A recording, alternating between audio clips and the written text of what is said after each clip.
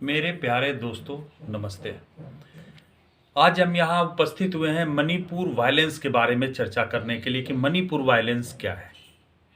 Manipur violence से चर्चा करने से पहले थोड़ा सा मणिपुर के बारे में हम जान लेते हैं कि आखिर मणिपुर क्या है। मणिपुर पूर्वोत्तर का एक ऐसा राज्य है जहाँ प्रकृति की सुंदरता बहुत ही अच्छी है। प्रकृति बहुत ही अच्छा है तथा वहाँ प्राकृतिक संसाधन भी बहुत सारे हैं। मणिपुर की जनसंख्या लगभग 35 लाख है। वहाँ 35 लाख लोग निवास करते हैं। उसमें 3 समाज ज़्यादा रहता है, मैतीय, कुकी और नागा। मैतीय समाज की जनसंख्या लगभग 60% है और 40% में नागा और कुकी समाज के लोग रहते हैं। देखिए, वहाँ लड़ाई सिर्फ एक ही चीज़ की है और इसका पूरा दोषी और गुनाहगार कौन है वो भी हम तुरंत बता देंगे आपको।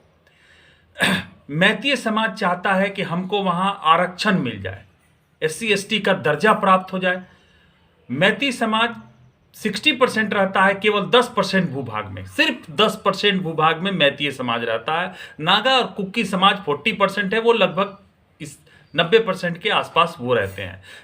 कुकी और नागा समाज जो है वो पहाड़ी पे रहते हैं और मैतीय समाज का कहना है कि हमको आरक्षण दिया जाए जिससे कि हम पहाड़ी का जमीन खरीद सके और मणिपुर की संस्कृति को बचाए रखें।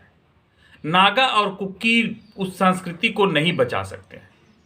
मैतीय समाज 60% है और एक और चीज है, वहां के विधानसभा में भी 60% जो है विधायक जो है वो मैतीय समाज से आते हैं और 40% में कुकी और नागा समाज के आते हैं।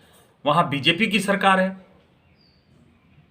तो इसके पूरे गुनहगार जो है अभी हम बता दे रहे हैं, मुख्यमंत्री जी हैं। देखिए, कोर्ट ने एक डिसीजन लिया कि पिछले 10 साल से एक केस लंबित पड़ा है कोर्ट में मैतीय समाज के द्वारा। मैतीय समाज का कहना है कि हमको आरक्षण चाहिए और उस आरक्षण के संज्ञान में कोर्ट ने वहां के विधानसभा में चीफ मिनिस्टर को एक पत्र लिख के दिया कि आप 4 सप्ताह के अंदर 10 साल से लंबित जो केस है उस पर हमको सोच समझ के बताइए कि ये कितनी सच्चाई है, कितनी नहीं सच्चाई है। उसने एक पत्र लिख के विधानसभा को दिया और चीफ मिनिस्टर को दिया। इसके बाद उसने तुरंत ये संज्ञान केंद्र सरकार को भी भेजा कि आप इस चीज को देखिए कि मैतीय समाज जो है वो आरक्षण चाहती है। बस इतनी ही सी बात थी कि कुकी और नागा समाज के लोग समझे कि आरक्षण बिल पास हो गया और मैतीय समाज को अब आरक्षण मिल जाएगा। तो वो पहले से ही 60% है, विधानसभा में भी वो 60% है, वो पढ़े लिखे हैं, वो ज्यादा पढ़े लिखे हैं, तो और ज्यादा जो है जगह एक्वायर कर लेंगे, वो हम लोगों का जीना मुश्किल हो जाएगा, वही पूरे समाज पे राज करेंगे, हम कहीं नहीं रह जाएंगे। इसी चीज को लेके वहां वायलेंस हुआ और इस वायलेंस में 3 मई की ये शुरुआत है। इसमें मुख्यमंत्री पूरी तरह से दोषी हैं। जो मुख्यमंत्री के बारे में हम कहना चाहेंगे, मुख्यमंत्री जी पहले कांग्रेस में थे, 2 टेन्योर ये मंत्री रह चुके हैं, यानी कि 10 साल ये मंत्री रहने के बाद बंदा पिछले 5 साल से मणिपुर का चीफ मिनिस्टर है, फिर फरवरी में इस बार चीफ मिनिस्टर हुए हैं ये। तो अब आप बताइए, जिस आदमी को इतना संज्ञान हो, 10-20 साल का कैरियर मणिपुर के बारे में है, फिर आप इस वायलेंस को नहीं रोक पा रहे हैं, इस चीज को नहीं समझ पा रहे हैं कि क्या करना है क्या नहीं करना है। तो पूरी तरह से इसका आरोपी वहां के चीफ मिनिस्टर का है और यहां पे भारतीय जनता पार्टी और अमित शाह जो गृह मंत्री हैं उनकी भी दोष है। उनको भी समझना चाहिए कि इतना बड़ा कांड मणिपुर में हो रहा है और अब दूसरे महीने जाके आप इसका संज्ञान ले रहे हैं। आपको चीफ मिनिस्टर को तुरंत बर्खास्त करना चाहिए। आप जिद पकड़ के बैठे हैं कि नहीं ये सही है, नहीं ये सही है, नहीं ये सही है। ये पहले कांग्रेस का कलाकार था, आप लोगों ने समझा नहीं। ये पहले कांग्रेस में था 10 साल, इसके पहले वो सेना में था, उसके पहले वो फुटबॉलर था।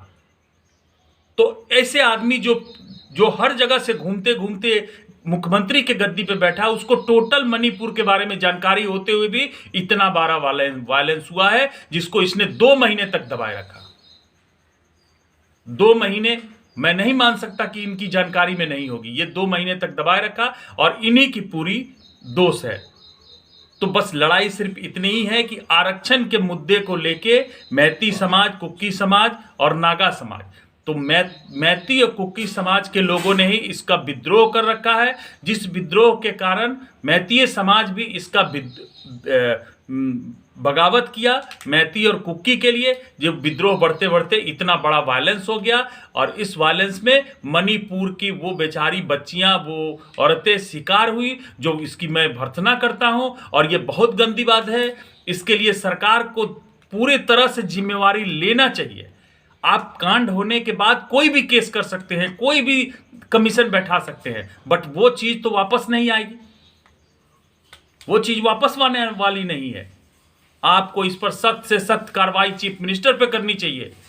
मैं केंद्र सरकार से दरखास्त करता हूं कि कड़ी से कड़ी सजा चीफ मिनिस्टर को दी जाए, जो जिनकी एक्सपीरियंस 25 साल की है इस विधानसभा में, और उनको इस बात की संज्ञान नहीं है कि क्या होना चाहिए। आप झूठ मूठ के फरेब करके कि ये खेती नहीं होना चाहिए, वो खेती नहीं होना चाहिए, ये सब फरेब है। धन्यवाद।